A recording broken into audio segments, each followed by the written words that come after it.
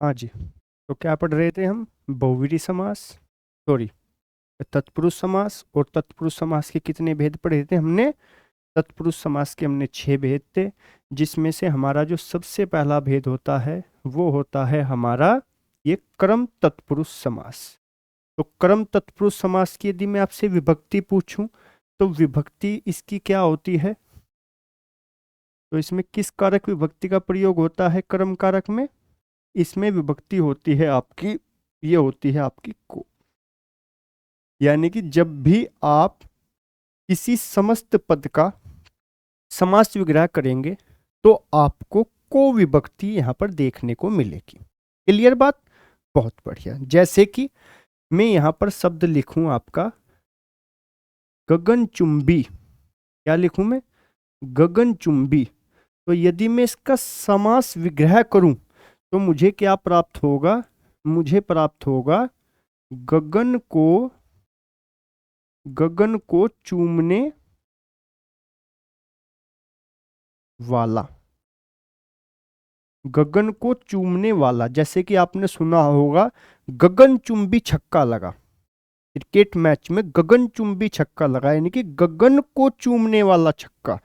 तो किस कारक विभक्ति का यहां पर आया? कौन सी कारक विभक्ति यहां पर मौजूद है? यहां पर को कारक विभक्ति मौजूद है। और को कारक विभक्ति किस उसमें आएगी? ये आएगी कर्म तत्पुरुष समास में। किसमें? ये आएगी कर्म तत्पुरुष समास के अंदर। क्लियर बात? अगला लिखिए आप वेदज्ञ। क्या लिखिए? अगला लिखिए आप वेदज्ञ। अब वेदज्ञ किन किन शब्दों से मिलकर बना है? वेद जमा जिया। और जिया का मतलब क्या होता है? यानी कि जानने वाला। तो यदि मैं इसका समास विग्रह करूं तो कैसे करूंगा? वेद को जानने वाला। वेद को जानने वाला क्या होता है?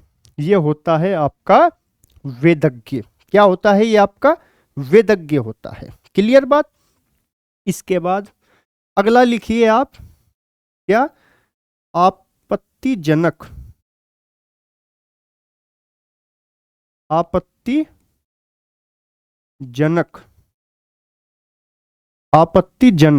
तो आपत्तिजनक क्या होगा? आपत्तिजनक का यदि मैं समास विग्रह करूं तो क्या आएगा?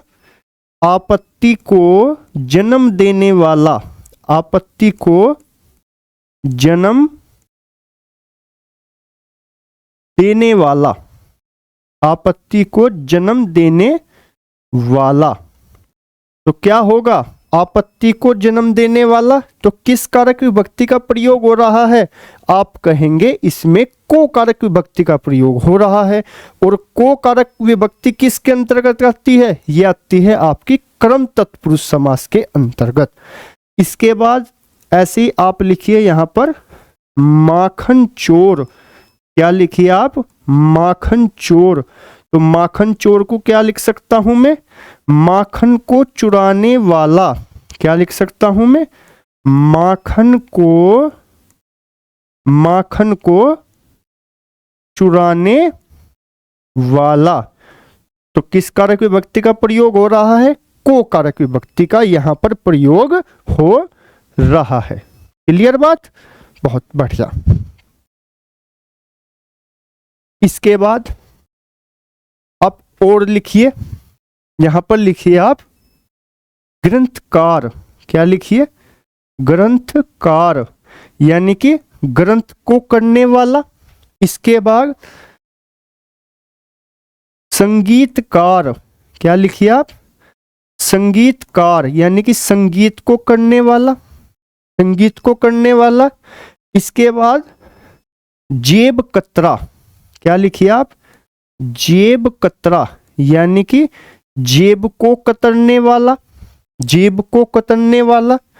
तो इस तरह के जिस शब्द में भी आपको को विभक्ति का यहां पर लोप देखने को मिलेगा, वहां पर या को विभक्ति आपको देखने को मिलेगी, वहां पर आपका कौन सा समास होगा? आपका कर्म तत्पुरुष समास होगा। वहां पर कौन सा? आपका कर्म तत्पुरुष समास होगा। क्लियर हो गई बात? हो गई होगी। जैसे कि यहां पर लिखिए आप शरणागत, क्या लिखिए, शरणागत। यहां पर लिखिए मरणातुर, यानी कि मरने को आतुर, जो मरने को आतुर होता है।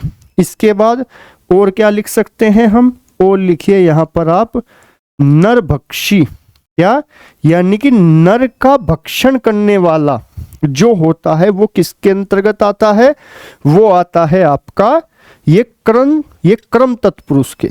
पहली चीज क्लियर, आपके पास क्रम तत्पुरुष है, क्रम तत्पुरुष की कारक विभक्ति को आती है, यानी कि जब भी हम किसी समस्त पद का समास विग्रह यहाँ पर करेंगे तो यहाँ पर हमें को विभक्ति देखने को मिलती है। बात क्लियर हो गई होगी। इसके बाद अगला भेद कौन सा था, जो हमारा तत्पुरुष समास है उसका भेद नंबर 2। तो उसका भेद नंबर 2 कौन सा था, जो भेद नंबर 2 था वो था आपका कौन सा, इसका भेद नंबर 2 था आपका, ये था आपका करण तत्पुरुष समास।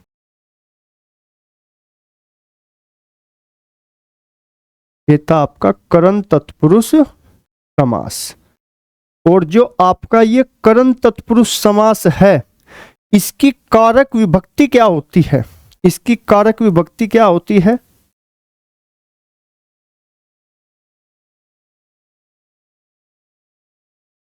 इसकी कारक विभक्ति क्या होती है, इसकी कारक विभक्ति होती है आपकी से, या इस से का अर्थ ही जहां पर के द्वारा भी हो तो वहां पर कौन सा समास होगा आपका, ये होगा आपका ये करण तत्पुरुष समास। जैसे रेखांकित, क्या एग्जाम्पल हो सकते हैं इसके, रेखांकित, रेखांकित क्या हो सकते हैं, रेखांकित। रेखांकित क्या है, ये एक समस्त पद है। यदि मैं इसका समास विग्रह करूं तो मुझे क्या प्राप्त होगा, मुझे प्राप्त होगा रेखा से अंकित। क्या प्राप्त होगा मुझे, रेखा से अंकित। क्लियर। या इस से के स्थान पर मैं यहां पर के द्वारा का प्रयोग भी कर सकता हूं। तो देखिए इसकी स्थानों में यहां पर लिख सकता हूं रेखा के द्वारा अंकित, रेखा के द्वारा अंकित। शब्द में क्या कोई त्रुटि है, जो मैंने ये पूरा समास विग्रह किया, क्या इसमें कोई त्रुटि है, कोई भी त्रुटि नहीं होगी। चाहे आप रेखा से अंकित बोलिए तब भी शुद्ध है, यदि आप बोलते हैं रेखा के द्वारा अंकित ये तब भी शुद्ध है। बात क्लियर, बहुत बढ़िया। इसके बाद अगला आप लिखिए अकाल पीड़ित। इसके बाद आप क्या लिखिए, अकाल पीड़ित। तो अकाल पीड़ित को हम कैसे लिख सकते हैं, अकाल पीड़ित को हम लिख सकते हैं अकाल से पीड़ित। क्या लिख सकते हैं हम, अकाल से पीड़ित, यानी कि और चाहे हम इसको बोल सकते हैं अकाल के द्वारा पीड़ित। और जहां पर भी से विभक्ति आपको दिखाई दे और से का अर्थ आपको के द्वारा भी दिखाई दे तो समास कौन सा होगा, समास होगा आपका करण तत्पुरुष समास। क्लियर हो गई बात, बहुत बढ़िया। इसके बाद और क्या लिख सकते हैं हम यहां पर, और लिखिए आप, और क्या लिख सकते हैं,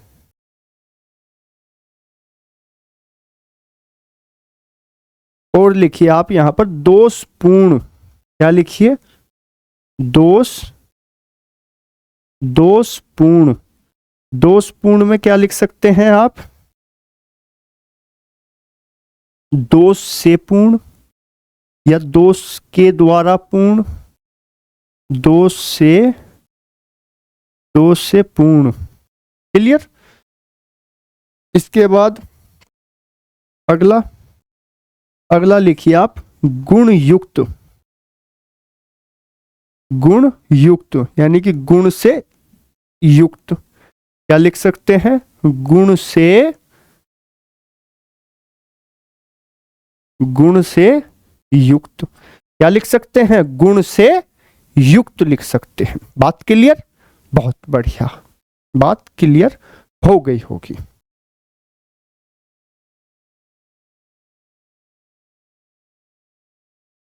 अगला क्या लिख सकते हैं हम इसमें? अगला हम इसमें लिख सकते हैं अभावग्रस्त। क्या लिख सकते हैं?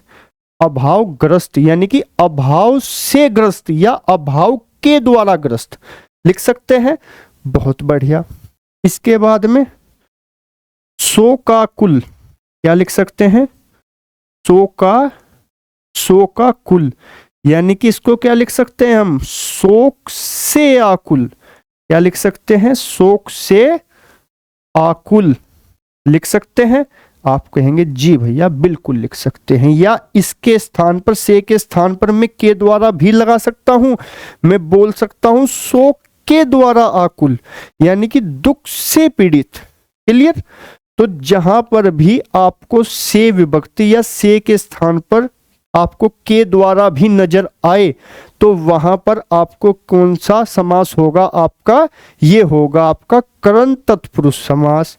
जहां पर भी आपको को विभक्ति नजर आए, वहां पर कौन सा समास होगा आपका? वहां पर होगा आपका ये क्रम तत्पुरुष समास। बात क्लियर? जो तत्पुरुष समास है उसके दो भेद हम बहुत ही अच्छी तरीके से हमने इनको क्लियर किया, और उम्मीद कर सकता हूं कि आप लोगों के समझ में ये आ गए होंगे। क्लियर? इसके बाद अगला जो भेद है वो है इसका संप्रदान तत्पुरुष। अगला कौन सा है?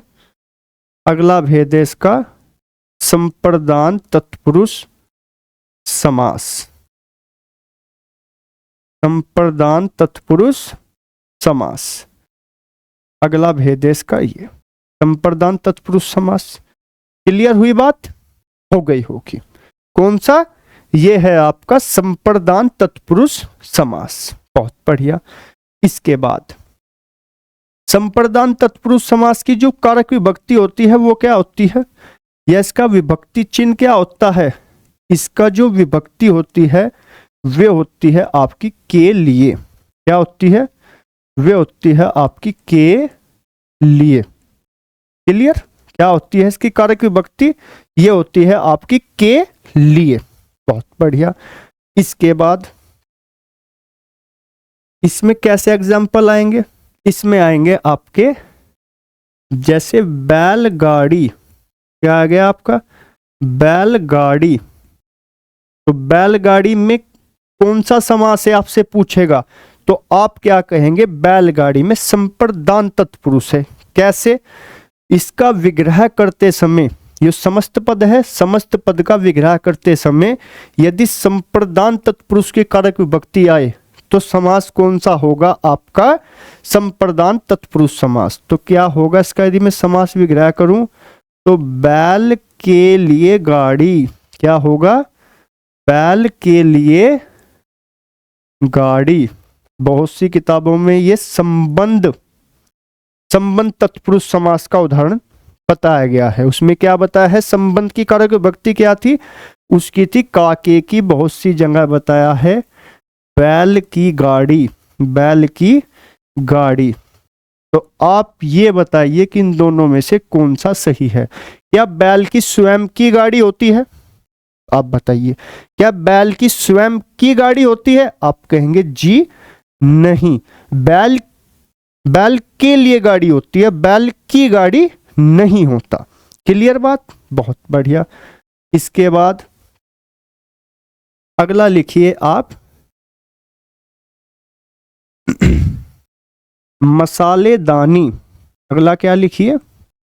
मसालेदानी। तो ये क्या होगा? मसाले के लिए दानी। मसाले की खुद की दानी नहीं होती, यानी कि मसाले का घर। तो मसाले के लिए दानी क्या होगा? मसाले के लिए मसाले के लिए दानी, मसाले के लिए दानी। क्लियर बात? बहुत बढ़िया। इसके बाद अगला आप लिखिए, इसमें अगला क्या, वो लिखिए आप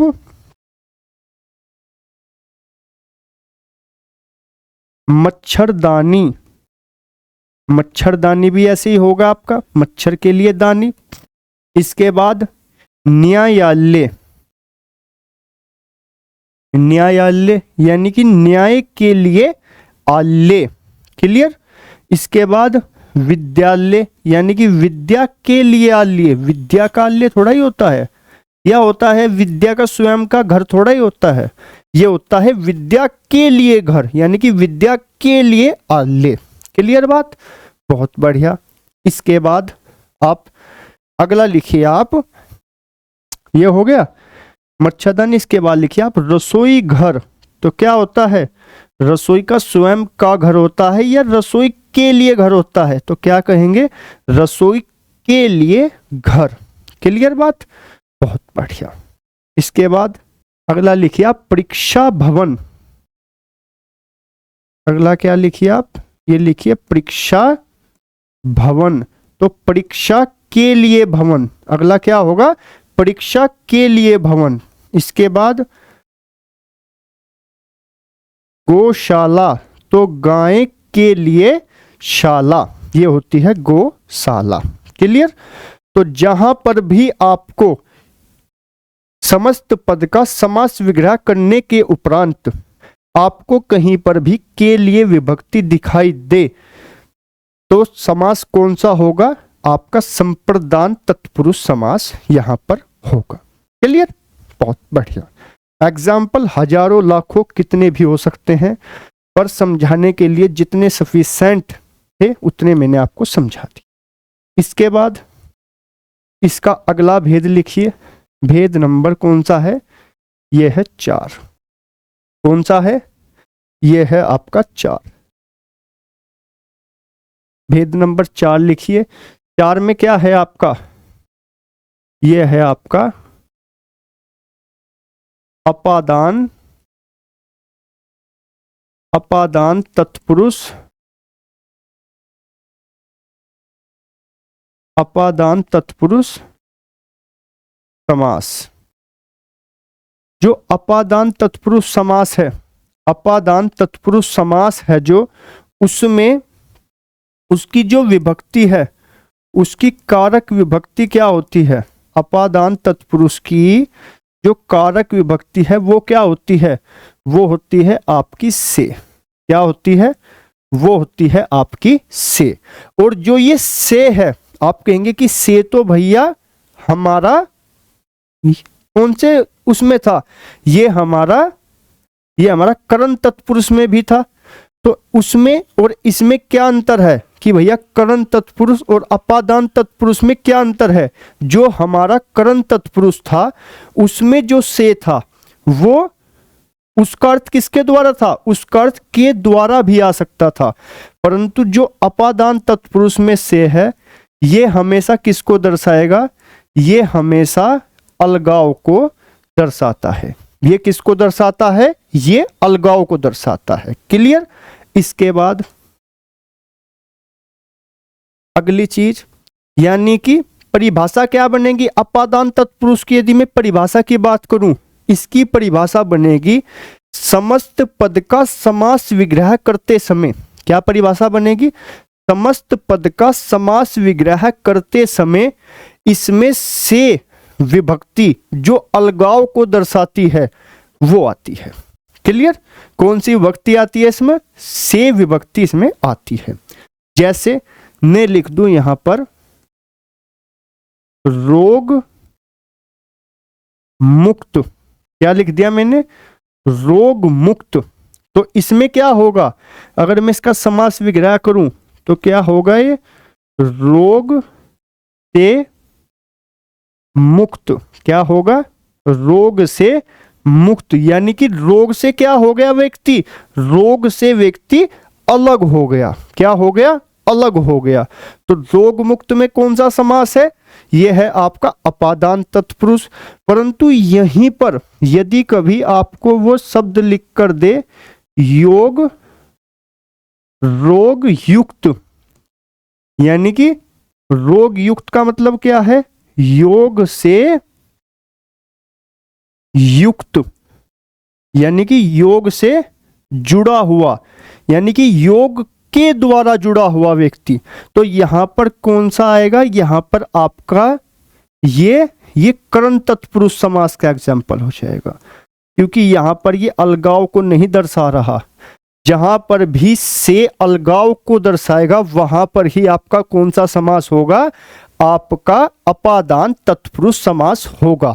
और जहां पर से का अर्थ के द्वारा भी होगा वहां पर आपका ये करण तत्पुरुष समास होगा। बात क्लियर हो गई होगी। इसके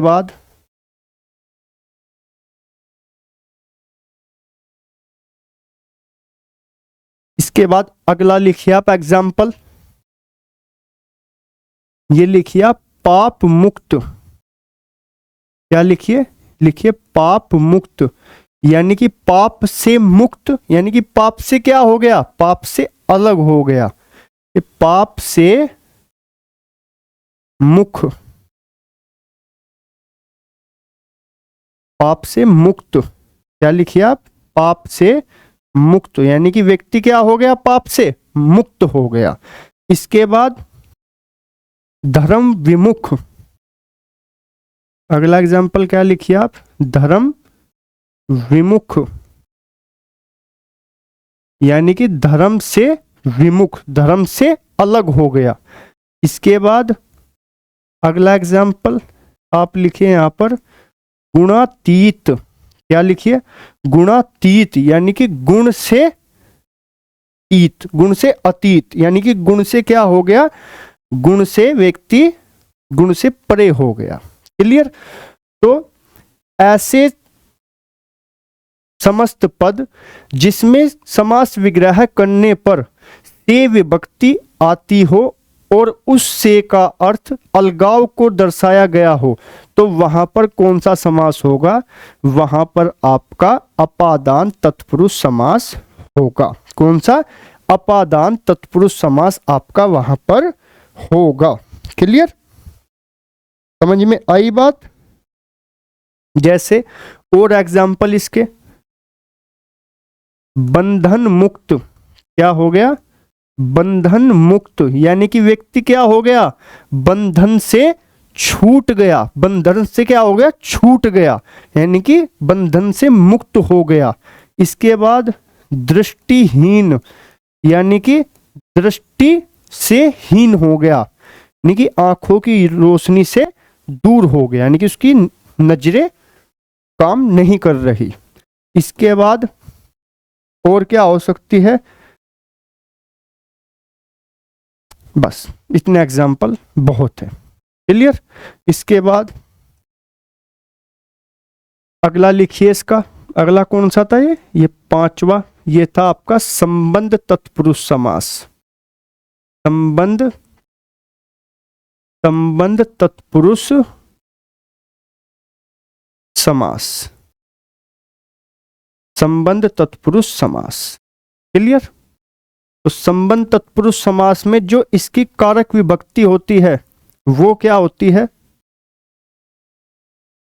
जो इसकी कारक विभक्ति होती है वो क्या होती है, वो होती है इसकी, वो का, के, ई, रा, रे, री, ना, ने, नी, ये सब कारक विभक्ति किस में आएगी, ये आपकी संबंध तत्पुरुष समास का उदाहरण होती है। क्लियर। जैसे कि मैंने यहां पर लिख दिया राजपुत्र, क्या लिख दिया, मैंने यहां पर लिख दिया राजपुत्र। एक मैंने यहां पर लिख दिया राजगृह,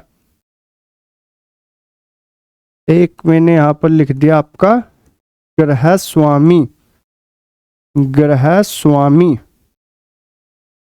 एक मैंने यहां पर लिख दिया ये लिख दिया, ये कन्यादान।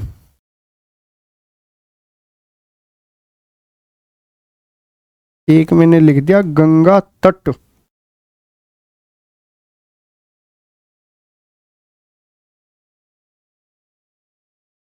और क्या लिखूं मैं, आप इनका समास विग्रह करके मुझे बताइए।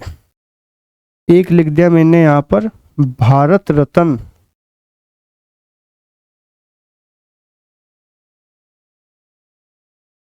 एक लिख दिया मैंने यहां पर आम्र वृक्ष। ये लिख दिया। तो राजपुत्र को यदि मैं इसका समास विग्रह करूं तो मुझे क्या प्राप्त होगा, ये प्राप्त होगा मुझे राजा का पुत्र। यानी कि किस विभक्ति का यहां पर हमें पता चला, आप कहेंगे हमें का के की रा रे री ना ने नी विभक्ति का पता चला। और जहां पर भी समस्त पद का यदि हम समास विग्रह करते हैं और हमें का के की विभक्ति प्राप्त होती है तो वहां पर समास कौन सा होता है, संबंध तत्पुरुष समास। राजग्रह को राजा का ग्रह, इसके बाद ग्रह स्वामी को ग्रह का स्वामी, इसके बाद कन्यादान को ये आ जाएगा कन्या का दान। क्या आ जाएगा, ये आ जाएगा कन्या का दान। के बाद गंगा तट को गंगा का तट, क्या आ जाएगा, ये आ जाएगा गंगा का तट। भारत रत्न को भारत का रत्न, क्या आ जाएगा, भारत का रत्न। और आम्र वृक्ष को ये आ जाएगा आम्र का वृक्ष। क्या आ जाएगा, ये आम्र का वृक्ष। ऐसे ही और क्या आ सकता है, हिंगोली। हिंगोली को क्या लिख सकता हूं मैं, हींग की गोली। क्या लिख सकता हूं, हींग की गोली। क्या लिख सकता हूं, हींग की गोली। क्लियर। तो यदि समस्त पदों का हम समास विग्रह करते हैं और हमें का के की रा रे री ना ने नी विभक्ति में से हमें कोई भी विभक्ति नजर आती है तो वहां पर समास कौन सा होगा, संबंध तत्पुरुष समास। और अब इसका आखिरी भेद जो हम पढ़ने जा रहे हैं वो है आपका अधिकरण तत्पुरुष समास। कौन सा है, अधिकरण तत्पुरुष समास। अधिकरण तत्पुरुष समास। क्लियर। कौन सा है, अधिकरण तत्पुरुष समास। अधिकरण तत्पुरुष समास की जो कारक विभक्ति है वे क्या है, जो इसकी विभक्ति है, तो इसकी विभक्ति है जो अधिकरण तत्पुरुष समास है ये है में और पर। क्या है, में और पर। जहां पर भी आपको समास विग्रह करते समय में और पर नजर आए वहां पर कौन सा समास होगा, वहां पर होगा आपका अधिकरण तत्पुरुष समास। एग्जाम्पल जैसे शोकमग्न समस्त पद है ये, आप कहेंगे जी यदि मैं इसका समास विग्रह करूं तो क्या आएगा, ये आएगा शोक में मगन। शोक में मगन। इसके बाद एक शब्द है आप बीती। यदि मैं इसका समास विग्रह करूं तो क्या आएगा, ये आएगा आप पर बीती। क्या आएगा, आप पर बीती। इसके बाद रेलगाड़ी। यदि मैं रेलगाड़ी का समास विग्रह करूं तो क्या आएगा, ये आएगा रेल पर गाड़ी। अब यहां आपको थोड़ा सा डाउट आ सकता है। क्यों आ सकता है, क्योंकि जो रेलगाड़ी है उसमें जो रेल शब्द है, रेल शब्द का मतलब होता है आपका पटरी, और गाड़ी का मतलब तो पता ही है आपको, गाड़ी का मतलब होता है ये ट्रेन। तो इस पर क्या आएगा, रेल पर गाड़ी, यानी कि रेल का अर्थ क्या होता है, पटरी, तो पटरी पर ही तो चलती है गाड़ी। तो रेलगाड़ी का यदि कभी भी आपसे पूछे कि रेलगाड़ी में कौन सा समास है, तो आप क्या कहेंगे, इसमें तत्पुरुष समास है। तत्पुरुष के अंदर भी इसमें अधिकरण तत्पुरुष समास है, क्योंकि रेल पर गाड़ी होती है, रेल की गाड़ी नहीं होती। क्लियर बात। इसके बाद इसके और भी एग्जाम्पल है, लिखिए आप। और एग्जाम्पल इसके क्या हो सकते हैं, और एग्जाम्पल हो सकते हैं इसके, ये हो सकता है आप, ये पुरुषोत्तम, क्या हो सकता है, ये हो सकता है पुरुषोत्तम। और पुरुषोत्तम को क्या लिख सकते हैं, हम लिख सकते हैं ये पुरुषों में उत्तम, क्या लिख सकते हैं इसको लिख सकते हैं हम पुरुषों में उत्तम। इसके बाद अगला लोकमान्य, क्या हो सकता है, लोकमान्य, यानी कि लोक में मान्य। लोक क्या होता है, संसार, लोक में मान्य, तो कौन सा होगा, इसमें होगा आपका अधिकरण तत्पुरुष समास। क्लियर बात, बहुत बढ़िया। इसके बाद और क्या लिख सकता हूं मैं, जैसे कि आप लिखिए गंगा स्नान, तो क्या लिख सकता हूं इसको, गंगा में स्नान, गंगा में स्नान, क्या लिख सकता हूं, गंगा में स्नान। ये आपका समास चैप्टर बिल्कुल समाप्त हो चुका है। अब आप इसके कहीं से भी आप एमसीक्यू लगाइए, आपको 100% इसका रिजल्ट मिलेगा। कैसा रिजल्ट मिलेगा आपको इसका, 100% आपको इसका रिजल्ट यहां पर मिलेगा। क्लियर। इसके बाद हम हिंदी का अपना अगला चैप्टर स्टार्ट करेंगे, जिसका नाम होगा आपका संज्ञा। क्या होगा, जिसका नाम होगा आपका संज्ञा। क्लियर। मिलते हैं अब आपसे हम अगली क्लास में संज्ञा चैप्टर के साथ। ठीक है, थैंक यू।